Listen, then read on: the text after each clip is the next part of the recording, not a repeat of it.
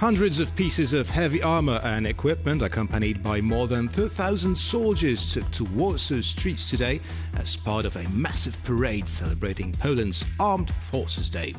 Hello, I'm Maciej Mikos and you're watching special edition of World News.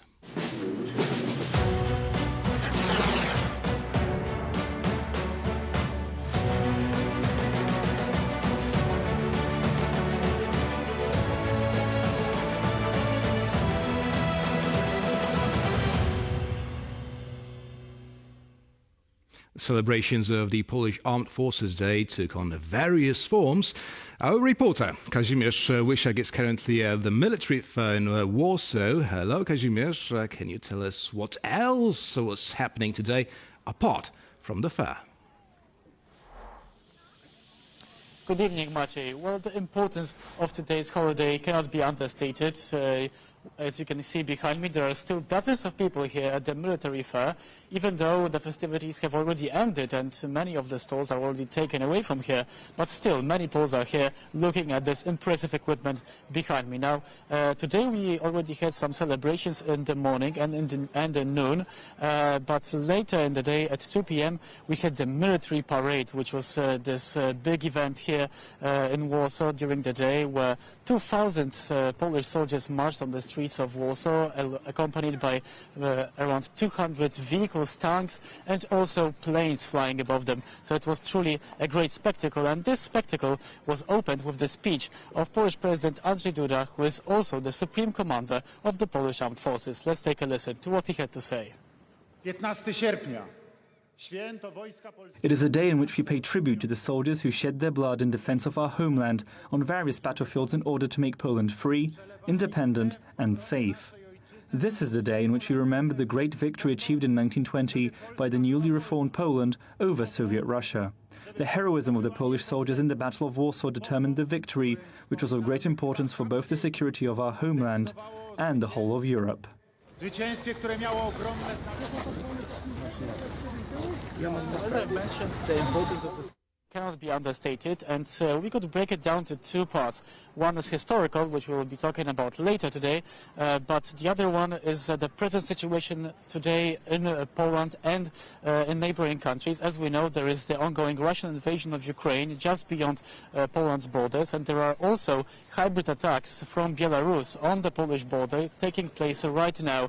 So this holiday today is especially important to showcase that the Polish army is still strong. It is modernizing. Polish president also mentioned in his speech that the Polish government intends to spend more than 3.9% of Polish GDP on military, on the defense. So in percentage, that would mean that Poland would be spending most from all NATO countries on defense. So defense today is very important for Poland, but also all of NATO, as Poland is one of the countries on NATO's eastern flank, and also we have the war taking place right beyond our border. So this is, I think, exemplified in today's parade as well, as we've seen many tanks and many soldiers marching on the streets of Warsaw. I think it's the biggest parade of this kind to date, with many people also coming to see the parade.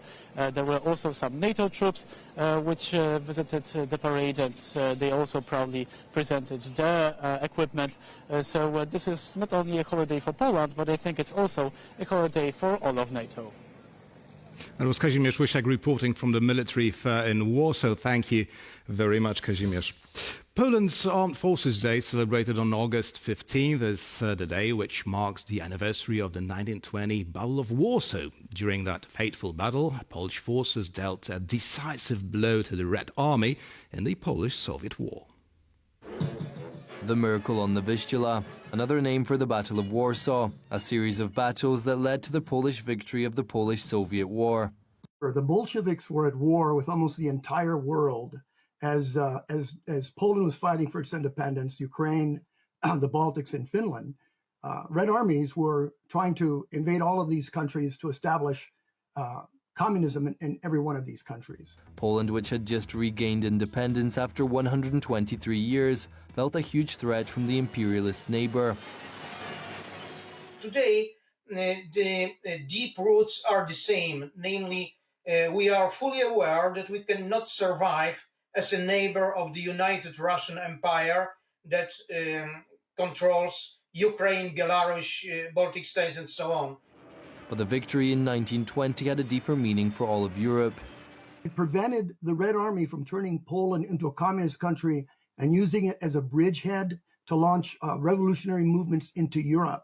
The Battle of Warsaw was fought from August 12th to the 25th, 1920. However, August 15th was the day the Polish forces began to force the Dnieper River, a key event in the war. The Polish Armed Forces Day was celebrated not just in Poland itself, but also abroad. One of the most important ceremonies took place in Vilnius, at a cemetery where legendary Polish Marshal Józef Piłsudski's heart is buried. The victory of the Poles in the Battle of Warsaw was not decided by fate, but by the military prowess of Marshal Józef Piłsudski and the bravery of Polish soldiers. The victory in the Battle of Warsaw, which was a miracle everyone assumed that Poland would lose, was the beginning of the defeats of the Bolsheviks and the victory of the united Polish forces under the command of Józef Piłsudski. At his request, in 1936, Piłsudski's heart was placed in his mother's grave at the Rossa Cemetery in Vilnius. This location quickly became one of the most important symbols of Poland's historical and patriotic memory. Historia, również z roku 1920. History, even that of 1920, teaches us that freedom is not given once and for all, and that a strong army is the most important factor in guaranteeing long-term security. Józef Piłsudski was the father of Polish independence after the First World War. Under his leadership, the country regained its sovereignty after 123 years and later defended Europe from the Bolshevik invasion. By far the most spectacular part of today's celebrations of Polish Armed Forces Day was a military parade that rolled through the center of Warsaw. It was a show of force and of the state-of-the-art equipment which Poland has recently acquired. Tanks such as Abrams, Leopards and K2s, Kreb howitzers, which are flagship products of the domestic Polish armaments industry, and fighter jets F-16 and F-A-50. This was just some of the equipment on display in Warsaw. Today we see the power of the Polish army. In a moment, we will see with our own eyes how much has changed in Poland's armed forces over the past few years. The Polish government has declared that it will allocate 4% of its GDP to defense spending in 2023. The government wants to expand the size of the army, as well as equip it with most advanced arms. I liked tanks and everything on display. You liked everything? That's most important. We came to see what our combat capabilities are. Considering the current situation, we need to support our colleagues and our soldiers. Show them that we appreciate their hard work. The scale of the Polish investment in army is well demonstrated by the plans regarding rocket artillery. In 2023, Poland received its first HIMARS systems. But eventually, the ministry plans to buy 500 of them. In addition, Poland plans to acquire 288 comparable Korean Chunmoo systems. Poland will pay tens of billions of dollars for its new military equipment. With a major war just beyond its eastern border, the government in Warsaw has decided that it's willing to pay such a high price to ensure the safety of its citizens. 2023 marks the 17th year since Polish armed forces started taking part in international missions. During this time, more than 120,000 soldiers and their military personnel took part in 89 operations. Among them was the largest battle involving the Polish armed forces since the end of World War II, the Battle of the City Hall in Iraq's Karbala. Karbala, Iraq. It is April of 2004. The soldiers of Mahdi army are trying to attack the city hall. Polish and Bulgarian soldiers of the multinational division Central South, together with Iraqi police officers, are defending the building. They do so successfully, but not without a price. What I saw on the walls, what I saw on the stairs was still alive, full of blood and memories of people from the previous shift. What was stuck in my mind was the rebels collecting the corpses and the dogs barking. The barking foreshadowed something that would happen in a moment. Every time the dogs barked in the city, it meant they will shoot at us from this direction. This footage shows another mission involving Polish soldiers, this time in Afghanistan. This 19-year-long mission began in 2002. At its peak in 2010-2011, it involved nearly 2,600 soldiers. This means that it was the largest military contingent in the history of Poland's peacekeeping missions. Polish soldiers were also present in Yugoslavia and later in the countries which were part of it, like Bosnia and Herzegovina. Polish troops have also been garrisoned in Kosovo. Poland's President Andrzej Duda recently decided to extend their mission until the end of 2023. For the past 31 years, Poland has honored its armed forces on the 15th of August. While the date itself commemorates the victorious 1920 Battle of Warsaw, today's festivities are also meant to highlight Polish bravery throughout the nation's 1,000 years of history. As Poland celebrates its Armed Forces Day, the Polish Army Museum opened a new location in Warsaw. The general public can now visit a new immersive display titled 1,000 Years of Glory of the Polish Army. It's going to take us through a historical journey starting from the beginning of the Polish nation, right around 966 AD, all the way through different historical periods, such as the Battle of Grunwald, multiple battles of Chocim, Battle of Vienna. That's a very crucial point in our history. In 1610, Polish troops successfully captured the Kremlin. It is considered one of the greatest successes in Polish military history. During the night of September 20th to 21st, 1610, Polish military general Stanisław Żółkiewski and his troops entered Moscow's heart. Polish banners soon fluttered in Moscow's streets, a poignant symbol of the conquest.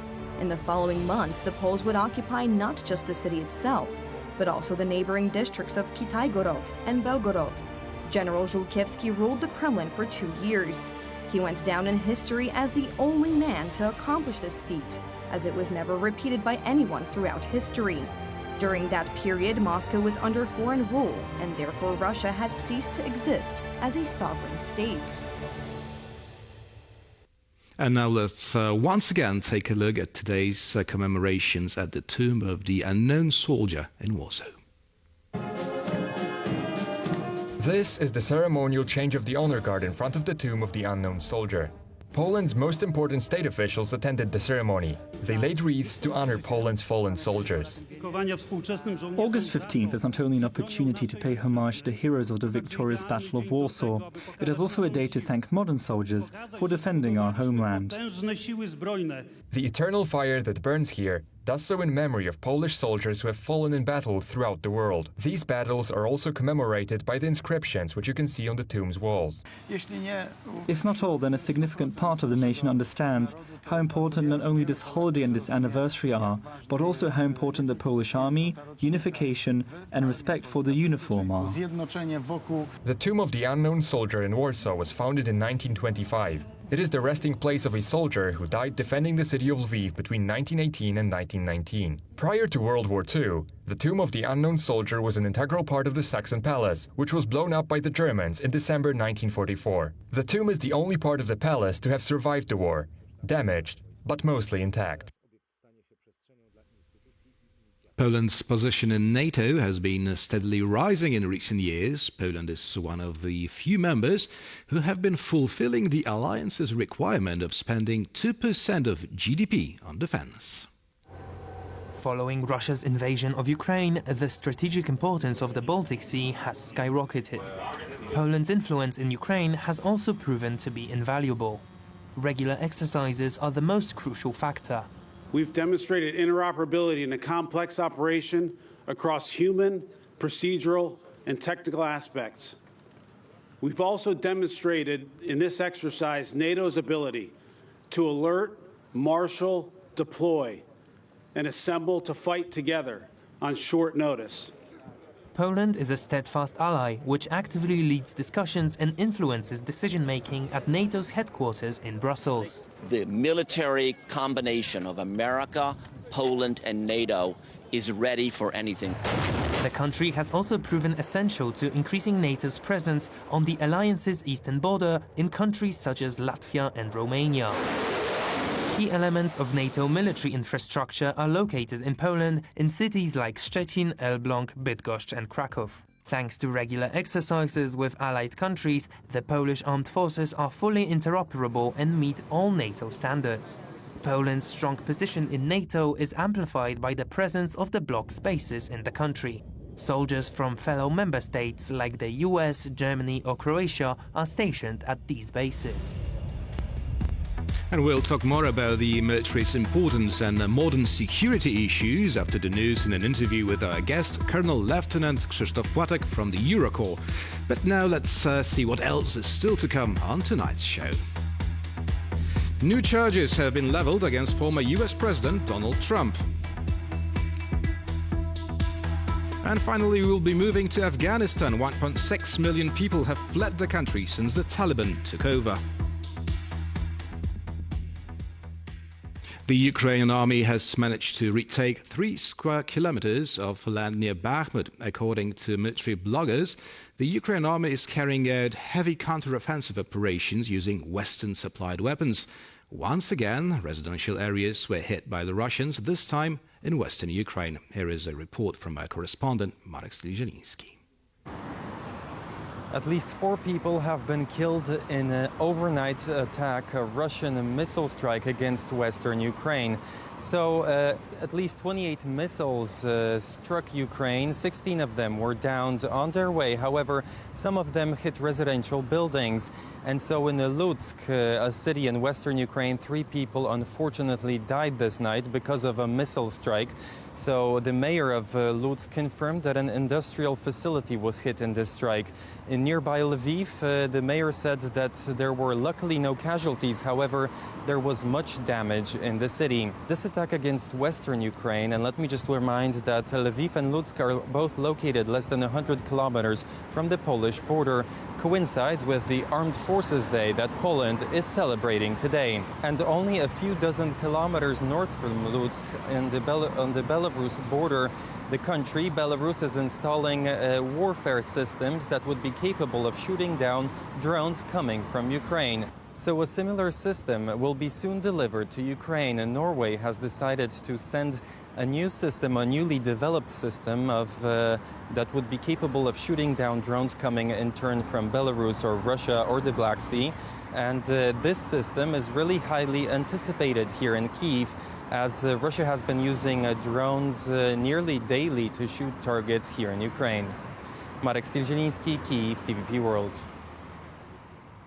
Reports say that Kadyrov's forces opened fire on the Dagestani allies in the Russian army while both groups were in Ukraine. The skirmish left 20 Russian soldiers dead and 40 wounded. The event was sparked by a verbal confrontation which turned into a fight. At first, a film crew was supposed to interview high-ranking officials from Kadyrov's units.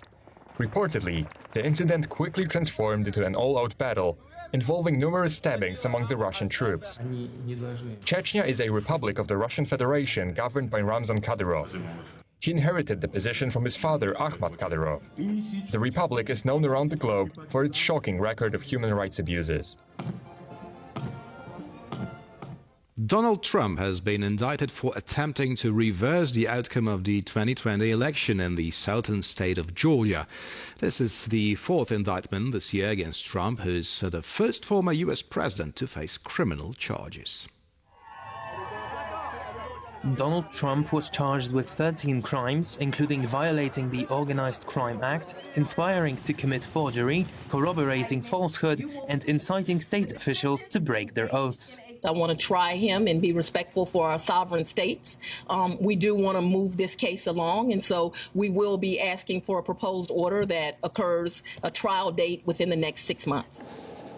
The charges are the culmination of a more than 2-year-long investigation by state prosecutors into Trump's attempts to reverse the 2020 presidential election results. On many points, the charges against Trump coincide with those he heard in a federal court in Washington, where he was charged with broader illegal attempts to stay in power despite losing the election. It was a rigged election, and it was a stolen, disgusting election, and this country should be ashamed. Georgia's state charges may prove to be the most challenging for Trump, both because of the involvement of organized crime laws and the fact that even if he wins next year's presidential election, he won't be able to pardon himself or order the prosecution to drop the charges. That's only possible in federal matters. In addition to Trump, the indictment lists 18 other people, including his former lawyer and former New York City mayor, Rudy Giuliani.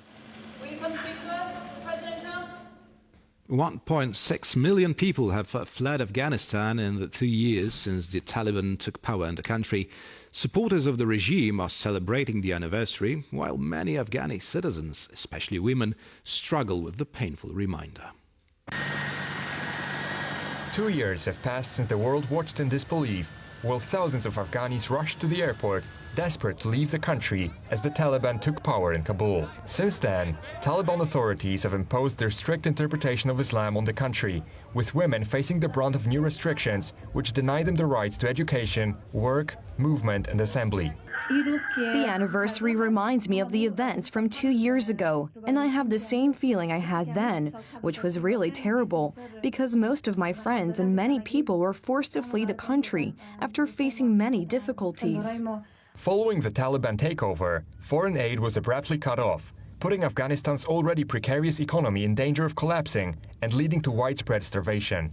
A water shortage and the resulting agricultural struggles are some of the many challenges the Taliban must face. We don't even have sufficient drinking water. You can see all our land has dried up due to lack of water. The nation is experiencing a crisis of unprecedented scale, with 24.4 million people in need of humanitarian aid and more than 90% of the population living in poverty. 1.6 million have fled from Afghanistan since the Taliban took power, raising the total of Afghani refugees in the world to 8 million. And now, as announced, to discuss the Polish army, we're joined by Colonel Lieutenant Krzysztof Płatek, spokesperson for Eurocorps. Good evening. So, today we celebrate the Polish army, and you had a chance to be at the parade. What does it mean for you personally, as a soldier, a day like this? Maybe I will just start with that it was a very long and tiring day, but it was also a day of pride. And I suspect that not only for me, but I think that for every soldier, day of pride for what we do on our daily basis. That it was a day when we can show to the citizens of Poland that we are here and we are here for them and we are taking care about their safety every day. Right. It's not just soldiers alone, it's the soldiers with the equipment, right? And we saw many of new units today. Could you tell us a bit more about that? I think that we should start with that the special day, like the Polish Army Day, is the day when the army shows the best equipment it has. Mm-hmm. Of course, there is still the lack of the newest models of the equipment, but we are working with it. The contracts has been signed. The deliveries are coming. From day to day, the Polish army is getting stronger and stronger. So it was the day when we showed the new modern tanks, new planes, the new rocket artillery systems, and of course the most significant, the air defense systems like Wisla, which is the Patriot IBCS system. Right. Now these are especially important. Well, we know that from Ukraine. Now, as a soldier, and I guess as an enthusiast of military, you must have witnessed how the Polish army has changed past this few decades. So, what are your personal thoughts of the army then and now? The Polish technical modernization process is realized in the consistent manner, and the plans are very flexible to adaptation for the dynamic changes in the international environment of security. And the Polish modernization processes covers all the domains. We should highlight it, that from the land, which is the most important for the Polish army, through the navy and air, ending with the space and the cyberspace. And these all changes are changing in total the face of the Polish army. The Polish army this way is going to be the one of the most important forces in the Europe. Mm-hmm. I guess so. Well, I agree with you. But, the situation is like we have war just across our eastern border, and this modernization we're talking about is, rather a fast one. I wouldn't call it ad hoc one, but we know why so many equipment is being bought right now. Is there any logic in buying equipment from so many countries and from so many producers, and are they compatible with the rest of the equipment we have today in Poland? Diversification in the process of the acquiring of the new equipment is something natural. In our times, according to the development in technology, the world became small. And there is nothing significant, nothing special in that we are procuring the new equipment not only from our domestic defense industry, also from the United States, which is our biggest ally, but also from the so distant supplier like the South Korea. Importantly, we should highlight that also that the South Korea built their defense industry with the cooperation with the United States. Also, the South Korean army is training on daily basis with the United States Army, and the equipment from the South Korea is compatible with the equipment from the United States. The United States are the biggest player in the whole North Atlantic Treaty Organization, so it is natural that the equipment from the South Korea will be compatible with the other elements of our defense systems. The most significant element, what we have to do, is that we should upload the common systems in the field of the communication command. Mm-hmm. This way we can build the one common nervous system for the Polish army. I see. Okay, that explains a lot. But as I remember from the little kid, I was always watching the military parade, and I noticed that there are still fields that need improvement. You mentioned Polish Navy, and as long as I remember, Polish was always trying to acquire some new submarines. Which fields of the Polish armed forces still need to be modernized and are still on the far side of it? Of course, we should focus on the land forces, but according to the Polish Navy, in fact, indeed, the Polish Navy has been neglected for many years. But hopefully, the last decision made in the last years are changing the face of the Polish Navy. The new mine warfare vessels have been purchased, the new frigates, and now we have started the new procurement for the submarines.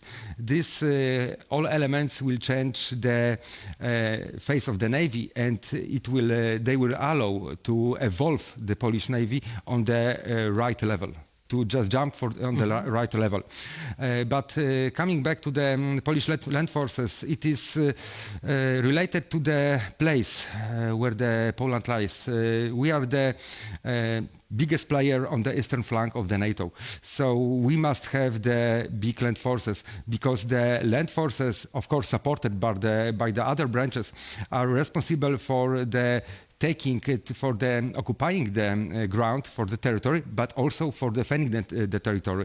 We should remember that we cannot give any centimeter for the potential aggressors, because we have seen what happened in Bucha, at example. Precisely, and therefore I'd like to ask you about Polish soldiers serving on the eastern border of our country, and also on the eastern border of NATO per se.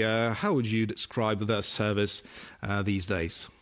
Of course, the changes in the Polish army are not only related to the modernization, technical modernization processes, but they are also related to the trainings, to the exercises which are conducted with our allies, especially with Americans, when where the Polish soldiers serve arm to arm with our brothers in arms, we can say. But we should also highlight, we should also mention that Poland is not only the taker, the receiver of the security, but Poland also wants to be the giver of the security. And the example of this activity is that just the contribution of the Poland in the Eurocorps. Because this way we show to our allies that we are also interested in the common dangers, not only on the eastern flank. We are also interested in the 360 degrees around Europe. Right, and this ability of the Polish army is highly valued among its allies. Colonel Lieutenant Krzysztof Płatek, spokesperson for Eurocorps. Thank you very much, sir. Thank you very much. And thank you for watching. That's all in today's special episode of World News. Take care and stay with us for more here on TVP World.